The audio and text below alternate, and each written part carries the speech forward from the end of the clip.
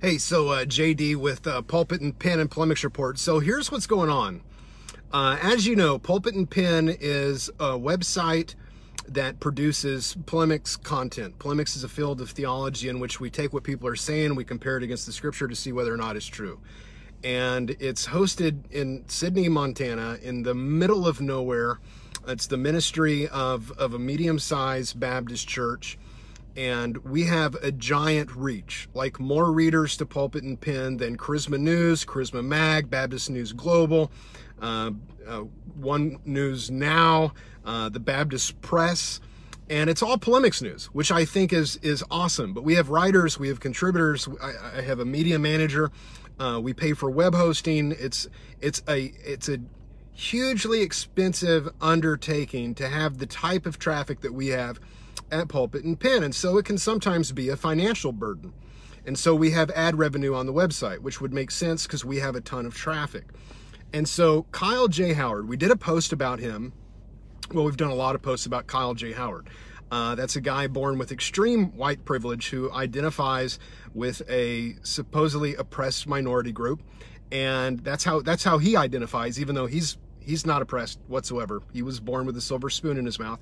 He claimed to have been in a gang, and we're like, okay, if anybody has any evidence of this guy who has two parents who are attorneys raised in an affluent Atlanta suburb, if you have any idea, any corroborating evidence, any substantiation for his story whatsoever, please send it to Pulpit and Pen. We'll send you a bounty. Like, we'll pay for information if you have anything that could substantiate this asinine testimony from this guy who calls Beth Moore auntie.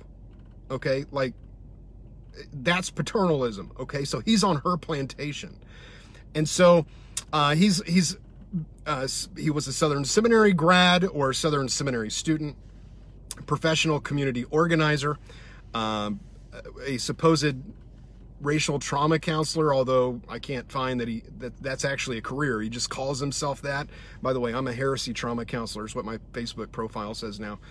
And so Kyle J. Howard apparently has been able, through his friends at the Gospel Coalition, urging a boycott of Pulpit and Pen, have been able to convince Google to flag our website for hate speech. And when you look at the definition of hate speech, you see that it says speaking in a derogatory fashion to anyone on account of their race, or, which we don't do, by the way, because we don't believe in race, because we all go back to Adam. Yeah, that's a social construct that's not biblically, warranted or biologically tenable. We believe in the equality of all men, and that we should be viewed by the content of our character, not by the color of our skin. So we are against critical race theory. But they flagged it, and we got a notice from our ad service last night. We have to take down the post about the request for information for Kyle J. Howard's supposed testimony.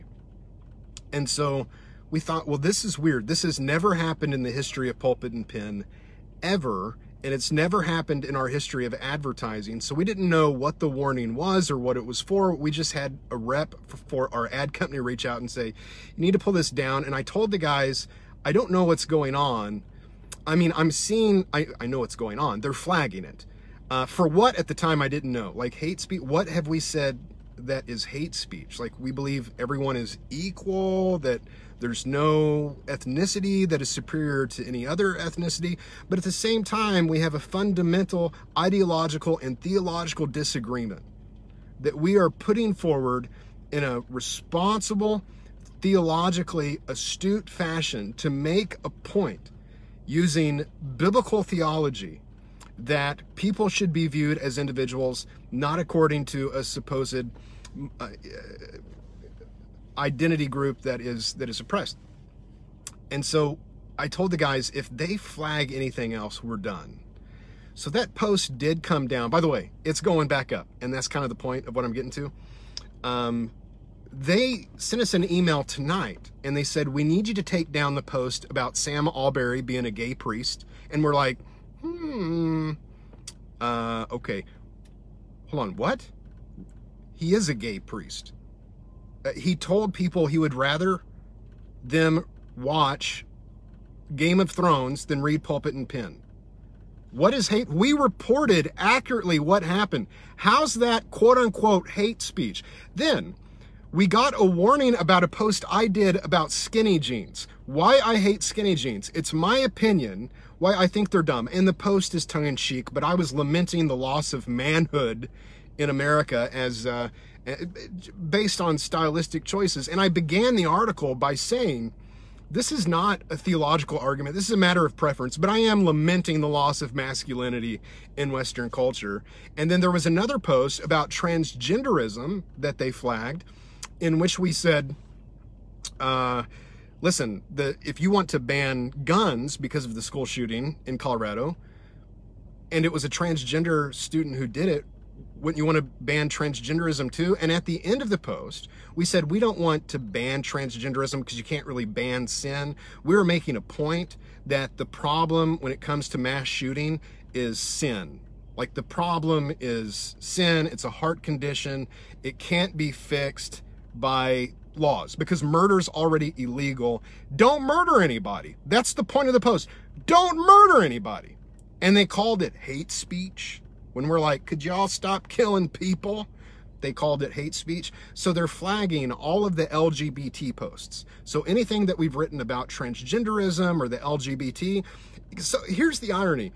It's social justice warriors who we've been telling you are progressives and leftists. They're in bed with Albury, figuratively, but maybe literally. I mean, who knows? He's a gay priest. And they're in bed with, Revoice, and a bunch of people that we would consider on the left, like Tim Keller, who are actual card-carrying Marxists ideologically. We've been warning you who these people were. They joined forces with the LGBT to have us attacked. Now, we've seen this happen once before, and that is Jackie Hill Perry. We made some comments about Jackie Hill Perry, and who harasses us for weeks on end? It's her gay fans. These are supposed Christians. These are people who are subversive ideologues who have infiltrated themselves into the evangelical church, who are crying out to the technocracy, to Facebook to shut us down.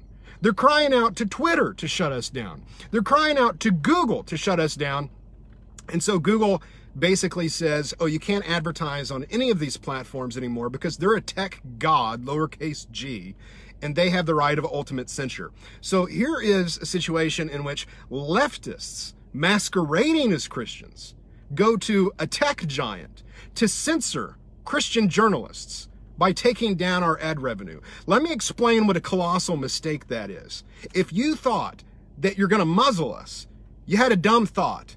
That's a self-defeating thought. Let me tell you what's going to happen. Pulpit and Pen is just going to go now without ads. And it's going to cost money, but we have lots of followers who send us money. We have people who believe in what it is that we're doing. You should have seen the emails that we got today from supporters. Like, we're going to keep going. So all you've done is cost us a little revenue. But what you want most to happen, Kyle J. Howard, what you want most to happen, you homosexual priest Sam Albury, what you want most to happen, Gospel Coalition, Beth Moore, Russell Moore, what you want most to happen, Southern Baptist elitists, what you want most to happen, you guys, is for us to stop talking. But you can't make us do that. You might be able to make us go broke, but probably not. But you sure can't make us shut up. You see, the thing about truth is it can't be stopped. Do you have any idea how many websites I can launch overnight and it would take you years to figure out who it is that's running them? You can't shut us down. It'd be like playing whack-a-mole. This is what we do.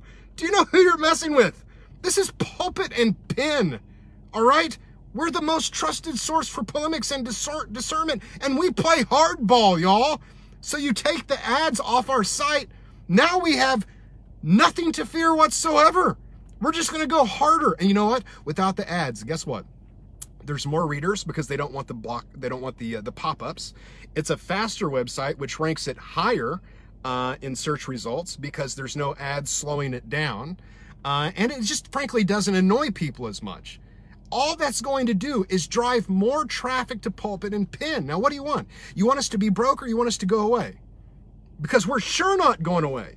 And if we don't go away, we're not going to go broke because God's going to provide our needs. So send us money, don't send us money. I don't care.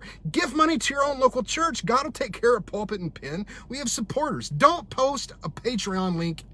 Admins, don't post a Patreon link here. Don't just, like, that's not what this is about.